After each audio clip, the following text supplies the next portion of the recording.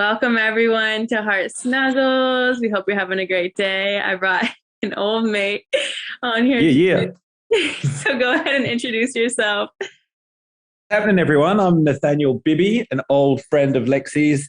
I am, give you a bit of background. I'm 36, almost 37 years old. I run a company called Bibby Consulting Group, which specializes in helping businesses get more customers on the largest business social media site in the world, LinkedIn. And he's great at what he does. So tell everyone how we met. Tell everyone how we met. Well, my friend and I were living in Melbourne, and we were looking around to get an apartment together, and we came across this building that was right next to the casino. And we thought, we'll just have a quick look in here, way out of our price range. we ended up walking away with a lease agreement. And so we decided to throw a big party and put an ad up on Airtasker or something like that for some help serving drinks and stuff. And Lexy applied, and the rest is history. Okay. I don't know if you hang out with us that night, but we became friends, and and Lexy ended up becoming one of our housemates. So there you go. I know, it's so crazy. That's I forgot about that. Some of the best memories I have, to be honest. We had a great time, didn't we? Oh, it was so much fun. We got into so many shenanigans.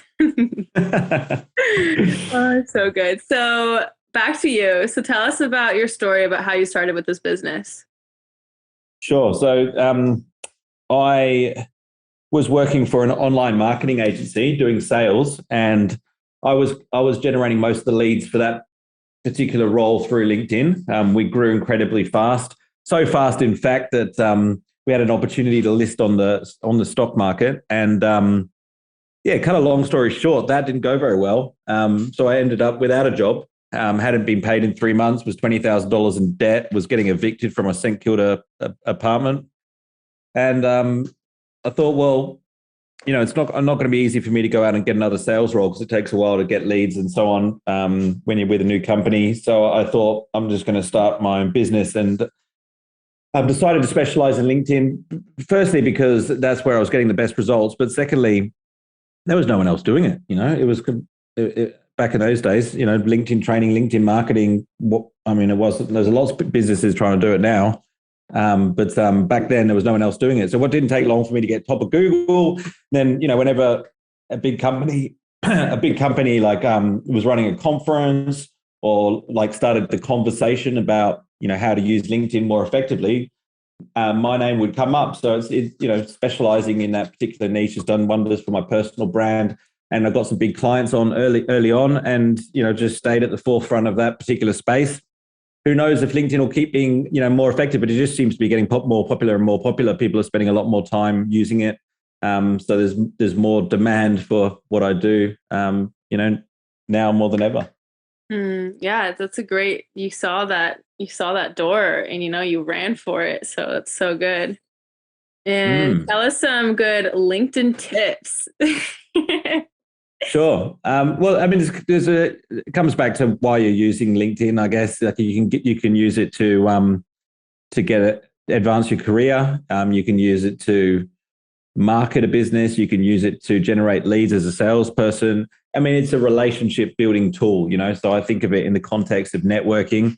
If you want to build a relationship, first of all, you got to work out who you want to build a relationship with, and then you start connecting with them, find out, what you can do to add value to those people. And so at the start, I was just using it to set appointments. Like I would reach out to decision makers within certain businesses that I wanted to get on board as clients, or I wanted to partner with. I would connect with business coaches, for example, because they would have a lot of businesses that need to grow. And so I'd be able to refer them clients. A lot of my clients needed business coaching, and they'd be able to refer me clients. So I find business coaches on LinkedIn, I'd connect with them, and I'd send them messages saying, hey, I'm looking for, referral partners. Why don't we meet up? Well, these days it wouldn't be meet up. It'd be like, let's hop on a call, right? Because of the way the world's changed. But yeah, in those days I'd catch up with them for a coffee or whatever. And so I could set lots of appointments that way. And then LinkedIn has evolved. It was in 2007, or thereabouts that they started allowing people to post videos on the platform, and videos get shared 20 times more than any other post on LinkedIn. So videos, I highly encourage, people to do videos. Doesn't take long to get used to it. 2017, my videos were terrible, absolutely terrible. And this is probably about the time that we were in Melbourne together. But I kept trying to do it, kept practicing, and then they're much better now. People think that they have to be perfect, no ums and no ahs, and you probably already noticed that I say and ah a lot. What people are looking for on social media is authenticity. So, what the ones where I've actually got into a studio and I've got a green screen behind me, looks super professional, and I'm reading off a teleprompter, those ones don't do very well. The ones where you're more authentic, that seem to capture people's interest, because that's really what they're on social media for, is to connect, and they're looking for authenticity. It is quite rare, but then again, the social media pages that do really well have kind of nailed it. They do really well with authenticity, especially with the personal brands. So anyway, so back to LinkedIn. First step, get your profile right. So if you are looking at to get a good job, then set your profile up like a resume. That would make sense. But if you want to use it to, as an entrepreneur, to grow your business or to get sales, then you want to set your profile up, as you would want a potential customer to see it. So if you're sending them connection requests, they're always going to look at your profile. If you're posting content, if they're interested, they're always going to look at your profile. So it needs to explain, the problem that you solve, what you do, and what people should do next if they want to engage with you. Because if your profile doesn't do that, your content could be great, you could be connecting with the right people, but they get to your profile and then it kind of stops. So if you're one of those people that's getting a lot of profile views, but you're not getting much business or inquiries from LinkedIn, then it's probably something to do with your profile. So that's the number one thing. The second thing is the quality of your network. So there's sometimes I'll do a talk and people will say, "Oh, Nat, I've got 10,000 connections on LinkedIn, but I don't get any business from it. LinkedIn's a waste of time. I just seem to get all these sales letters in my inbox or people offering me jobs, and I don't want a job. I'm looking to grow my business." And I can tell that when they tell me that they've been reactive on the platform. So if you get onto LinkedIn 15 minutes a day, most people, if they don't know what they're doing, they'll just go to, "Oh, look, this guy sent me a connection request. I'll accept all them." Maybe they won't accept all of them, but the fact that they're just looking at who sent them a connection request, they are being reactive. And so you're going to get a lot of sales letters and recruiters, because those are the people that will probably send you connection requests. They're not all going to be in your ideal target market. So I would say, if you want to service dentists that live in Los Angeles, you send a connection request out, and then you'll have a network that is all dentists in Los Angeles, and then you'll be engaging the right type of people. Otherwise you're just going to have a very diluted network, and you might be doing all this activity, and you may be, people might be liking it and stuff, but they're not the right type of people. So the quality of your network is the second most important thing.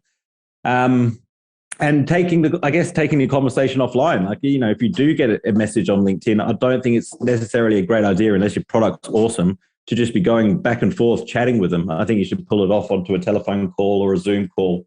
And that's how you build a relationship. So social media creates conversations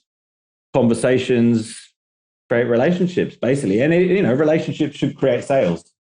So social media is not going to solve all your problems. You've got to be able to build a relationship with somebody and convert them into business as well. And so why would they choose LinkedIn over like Instagram or Facebook?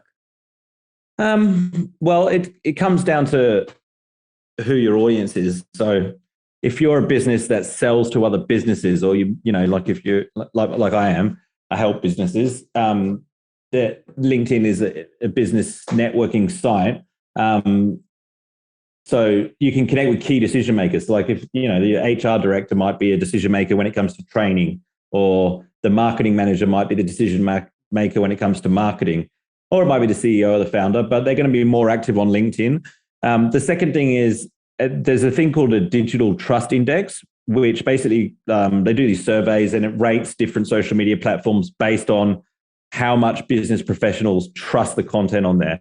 And LinkedIn is, I think it's either 2 or 3 times Facebook. Facebook's the next highest one. But then, yeah, it's 2 times, it's double Facebook, and then it's 3 times Instagram. So, like, if you are looking for, to gauge people in the business community, you do a post on LinkedIn, you do the same post on Facebook. Even if the same amount of people see it, they're 3 times or twice as likely to trust what you're saying when they see it on LinkedIn. So that's important. But, these days, it's not really a one or the other kind of thing, because the average person is using, an average person has 6 or 7 social media accounts. So you kind of got to be on all of them. But I'll tell you right now, I get a lot more business off of LinkedIn, and I get a lot bigger transactions off of LinkedIn. I'm very active on Instagram as well. And there's opportunities that come from it. But it's very clear that LinkedIn is where the big opportunities are coming from. Yeah, makes sense. And I've heard so much goodness about it. I haven't really tapped into LinkedIn yet, but it's inspiring me. Yeah, well, I mean, you might find your audience is more on, Facebook or Instagram. But even if you're like in a business which targets consumers, not business to business, you'll find that there are other companies which you could collaborate with that may have similar clients to you, or there might be distribution channels, and there'll be other types of people that will help grow your business that you can connect with. If you do public speaking, it's a great place to get speaking opportunities. You search for event managers and you connect with them. If you're looking for podcast guests, great place to look for podcasts. If you want to be on podcasts, you just search for, podcast host, and you'll find a bunch of them on LinkedIn. It's not as easy to do that sort of thing on the likes of Instagram and Facebook. They're definitely more social, people to people, business to consumer type platforms. But again, I do think you need to be on all of them. Just don't skip LinkedIn. That's what I suggest. Is make sure you include it, because most people are on Facebook and Instagram these days. There's a billion. It must be over 1 billion now on Instagram. But LinkedIn's not far behind. There's 720 million members on there now. So yeah. Yeah, amazing. And I want to circle back to one of the points you talked about, which was being authentic. And how did you get there? Like, have you always been authentic, like in your childhood, or like how did that happen?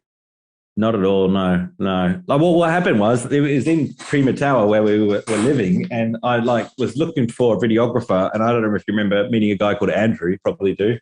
I found Andrew on Antarctica, and he was a lot more affordable than some of the video companies.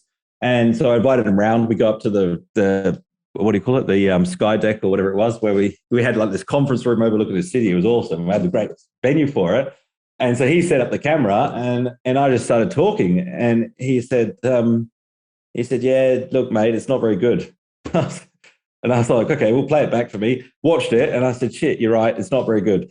And I said, well, why don't you try interviewing me? So then I'm talking to you, not to the camera. And he goes, I don't know what to ask you. So I got a piece of paper and pen out, and I wrote down 5 questions. And I go, here you go, ask me this. But then, because I was talking to him, not directly to the camera, I found it a lot easier just to be myself and be natural. And so that's how I started. And then I thought, gave me the idea to start this series called LinkedIn Heroes, where I thought, well, why do I have to be the one being interviewed all the time? Why can't I go out and interview other entrepreneurs? And so I started doing that, and that I learned a lot through that as well. Because if you're going to interview somebody that also hasn't got the experience, you've got to be able to ask the questions and make them feel comfortable so that they can be authentic. And so when you're interviewing them, you lean forward. If it's face to face, you're leaning forward. You're making direct eye contact, so they kind of forget about the camera, and you got to ask the right questions just to draw the content out.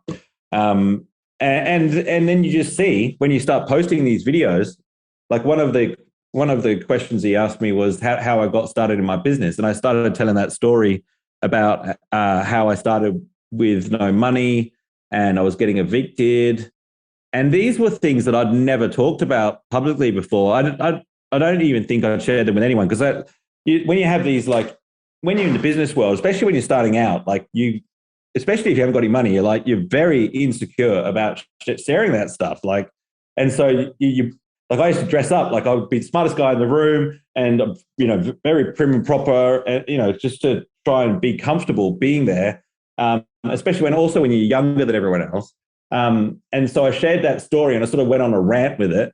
And it was about, I don't know, I went on for about 15 minutes. And Andrew came back to me a week later and he'd edited it down into a 6-minute video. And I watched it and I'm like nervous as my hands are all over the place. I'm like, my eyes are dark. Like you can see I'm being very vulnerable. And I sat on it for a couple of days and I was like, I don't feel comfortable posting this. I don't feel comfortable posting this. And then I thought, oh, what the hell? I just posted it and I won't look at it till tomorrow. And I've heard similar stories from other content creators that have done a post like that they're not quite comfortable with. And then they check out the next day and it's not necessarily like, I wouldn't say it's gone viral, but the comments are like, you know, like it's really impacted me. Like I could relate to this, and sometimes people aren't even comfortable commenting below the video, but you get these private messages. People are like, oh, watch your video. You know, I can really relate to that, but they don't feel comfortable enough or confident enough to share that publicly. And even to this day, I still get people that approach me, and like I'm not like, you know, I'm not a celebrity or anything, but when people do approach me, they quite often remember that video. You know, and so you start to learn, okay, this is what people are looking for. And so then you come up with, well, not come up with, but you start to share more of yourself and more stories. And it's not long before you're so honest that you can be like, you know, this happened to me on the way here, or, you know, whatever. Yeah, it doesn't have the negative effect I thought it would. It gives people confidence. They actually trust you more because, yeah, you show that authenticity. And I've had these public speaking coaches, right, that tell me like I need to write down my talks and I need to stop saying and ah. And I do agree with them. But if I lose that authenticity in the process, like I won't be as successful, because a lot of these coaches don't necessarily have the same size audience that I have. And so I've asked other speakers with big audiences what they think. You know, do you think I should be doing this coaching? And a lot of them said to me the same thing. They said to me, Nathaniel, what is unique about what you do is it comes across as very authentic, and people like that. So I would just lean more into that. So I still try to do public speaking training and stuff, but like if a speaking coach was to come along to one of my talks, I'm sure I'd get a pretty low score. Yeah, I think that's beautiful. I mean, if you just in your own life reflect on who do you connect with most on social media, it's not the person that's out there being perfect, and like it feels so unattainable that you can't relate. And so yeah, being authentic, I found too, is just like the best. And then, you know, you allow people to realize that they're not alone, and that's another great feeling. And, you know, it gives people hope, and it's just like an endless train of goodness. So it's like, yes, be yourself. Yeah. And like with that, like you also got to think about the audience, because it doesn't necessarily mean that you get on there and go, oh my God, I just had this big breakup. I feel terrible. Like, I need this. Because if you're doing it for business, like your audience, like they care about your personal life a little bit, but not that much. Like, you know, if you're getting a puppy, they probably want to know about it. If you're pregnant, they probably want to know about it. But they don't necessarily care which hospital the baby's being born in, or like, I don't know, like you just got to think about, you know, what the audience is going to care about. And most of my content, to be honest, is educational, but I try to use storytelling to educate, so that people are more likely to remember it. Storytelling connects with people in a much different way, and they're more likely to remember the content. These brain chemicals like dopamine and oxytocin and endorphins you can release through storytelling. Whereas your facts and figures, if they're going to release anything, you know, that it's going to be cortisol. Like they don't release the same sort of brain chemicals, which means they're less memorable. Yes, be memorable. That's so good. And I know that you are a huge Tony Robbins fan. So talk to us about your journey with him and what you've learned along the way.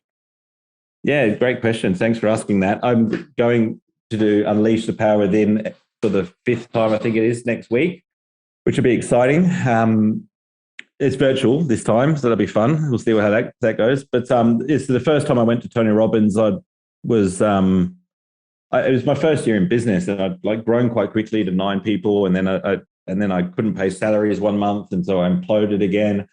And I had this Tony Robbins thing booked, and I remember like there's another time when I was in a financial hole, and my assistant had booked a hotel. She hadn't booked a flight, and I paid for the ticket. And so, like, I was having a beer with a mate, I think, the night before, and I said to him, "Oh, bloody, I haven't got the flight to get there." And he said, "Oh, you've been talking about it for years. I'll book the flight for you." And then I had to pay for the taxi with 2 credit cards and the change in my pocket, and then I didn't eat all day for the first day. But like, it was absolutely amazing. It was the first. I mean, I'd done personal development before, but it was all very much business related. This Unleash the Power Within that Tony Robbins does uncovers, like, what your beliefs are, what your values are, and then he teaches you how to change them if you want to. And so this is interesting, right? Because the fact that I had no money is because one of the limiting beliefs that I had was, money's not important to me. So I grew up, didn't see my dad as much as I'd like because I went to boarding school, so 5 or 6 times a year. Saw my mum a bit more, which was great. But, the fact that dad was traveling all the time and working, it was a big belief of mine. Like, money's not important to me. That's not what matters. Family matters. And so what would happen is as soon as I get money, it would go out again. Yeah, money go out again, which doesn't work when you've got 9 employees because, you have sales that aren't as good one month and then you can't pay salaries. So that's exactly what happened. And so we kicked that limiting belief to the curb and now have a much better relationship with money. And there was stuff about relationships and stuff. So on the first night of Tony Robbins Unleash the Power Within, when it's in person, you walk on hot coals, like you walk on fire. And it's an exercise. I do a lot of build up, and this is a part of the process for overcoming these limiting beliefs. And so I left Olympic Park in Sydney at like 2 a.m. I think it finished or something. Hadn't eaten all day, and I was like, shit, how am I going to get to the hotel? It's like a 15-minute drive away. You know what it's like. There's so many people there. And so I thought, I'm just going to have to get a taxi. And when I get to the hotel, I'm just going to act really surprised when the credit card doesn't work, right? And at least I'll be at home and I can go to sleep. And for some reason, when I get to the hotel, like, the credit card worked. I still don't know, where that money came from. $500 showed up, and it was like a weekend. It was really weird for that money to show up. And I get in the hotel room, charge my phone, and there outside the window is the Golden Arches. So I go over to Macca's and have a big feast. Anyway, this is my first experience with Tony Robbins. I've since done his Business Mastery course, his Date with Destiny course, which is a lot about relationships. And then, I just wanted to keep him in the environment. So I've been volunteering to Crew. And started off running microphones around the stadium whenever Tony asked questions, and now I run the mic team. So when he comes to Australia, I got my 12 mic runners and I'm up at the back with my radio going, green mic, go, go, go, go, go, blue mic, get in position. But it's great. I love it. Oh, that is so good. I love that. And so many good stories. And it's so crazy, the mindset shifts that happen when you really start to do this work, and how it truly, your mind creates your reality. And it's shit, I'm creating this for myself. What do you mean? It's so confusing. So why do you think it's important to focus on personal development, especially as a man, when that's not as welcomed per se? Yeah, absolutely. I've learned so much from Tony. And then, there's been other guys as well. And you just got to find someone that resonates with you. I think Tony, being a man, very masculine man, he kind of, woke me up. When I did Date with Destiny, it was a day 3 or something, he said, there's only one thing that trumps fear, and that's massive action. And his eyes locked with mine. And I just felt like he was talking to me, and I got this big fear of heights. It's something I still have it. But I decided that I would book in a skydive. So I go out at 7 a.m. the next morning. I was so nervous, didn't sleep. The next morning, before the 5th day of the event, I go up in an aeroplane in the Gold Coast, jump out of a plane, and I would never have done that before. So if you asked me, like, let's go skydiving, I'd be like, I don't see the point in that. It's pointless. What would I do that for? I'm just going to jump out. So like, not interested in that. Like, I'm just not interested. Those people, you see them, hear them all the time, and that's what they say. Yeah, they're probably terrified. And I was, and I did it. I thought, what am I doing? When his legs came out of that airplane, I thought, and then he just sort of said 3 seconds and we're jumping. And but when I landed on the beach, I didn't expect this. I was like, I knew in my bones, like in that moment, that I could do absolutely anything, because I just conquered my biggest fear. I was like, that's exactly how I felt. Like it doesn't. I mean, that feeling's like it hasn't just stayed with me, but like that's how I felt when I did that. And so now, like I know I can overcome it. If I am in the tall building, I do go up to the glass or look over the edge, because it doesn't feel good, but I know that I can conquer it if I need to. And I think stuff like that is really important. Like you should dive into your fears a little bit when you can. But a lot of people are self-conscious in front of cameras and stuff. It's like scary to post a video on social media. And so you just got to dive into it a bit. Some people are too scared to dance in public, like dance in front of people, like confidence is a big part of what we're talking about when it comes to social media. So work on your confidence, whether it's online or offline, work on your confidence by overcoming fears, and personal development will help you get less attached to what other people think, and you'll be more concerned with what you think. And I think that leads to happiness. Bingo, baby. I agree. I think confidence. And I was just talking to someone about this too the other day. It's like we mix confidence with cocky, and it's actually like, or being conceited or whatever, but like believing in yourself is one of the best gifts you could ever give to you or someone else. So we're afraid of confidence. And so then we just like, push it away and whatnot, but it's truly the best. Like, and it's liberation too. Cause when you do worry more about what you think of yourself rather than someone else, you are liberated, and you're able to be your most authentic self and to show up in every way and in any scenario. And so it just is, yeah. Yeah. I mean, it's easier said than done. Like it took me years, because I mean, when we go to school, like it's just rammed into us that, it's important what you get your grades are, and your parents, like, God bless them, but they probably got their own issues. Like most, there's not very many parents that are perfect. And so, if they believe that, you need to have this kind of job to be accepted and stuff, like that's the way you grow up. And like, I, for a long time, thought I was chasing the approval of my dad, like for a long, long time. It took me ages to get over that. And it wasn't easy. Like it took a couple of years, like being miserable to get through that. But it's been the best thing ever. Like you end up a lot more calm, and when you are in that place where you're calm and you're doing things for your own internal motivations rather than external ones, instead of you chasing stuff, you just allow it to. It's like you just notice the opportunities, and it's more of an attraction thing than it is, going out there and achieving thing. And I'm still learning. Don't get me wrong, but I'm definitely on that path, which makes life a lot easier. Yeah. Yeah. I don't think maybe we can master these things, but no matter what, we're going to constantly be brought challenges on this journey, and it's not about it's not about being perfect, just about doing the work and like being open to growing and learning, and it's ever evolving. Well, this is the thing. If you want to do anything in life, like you're going to have challenges. You just got to choose the right things to go after. Because if you're doing something that, to please someone else, you're not going to feel motivated every day. But if you find out what you're put here for, and what, to serve other people, and you find out what your mission is and you're passionate about, it's going to be a lot easier to face those challenges. You're going to have a lot more energy. That's such a good point. That's a brilliant point. It's like, that motivation only sustains so shortly when it's for someone else, and then you feel so empty inside and unfulfilled and like all these other things. So it's truly important to connect to your truth, and even if everyone's telling you that's not it, don't do that. Like, do what's best for you always. I find it always works out better that way. Absolutely. Yeah. And so how did your dad shift when you finally just like stopped seeking his approval? Was there a dynamic shift, or it just kind of happened naturally?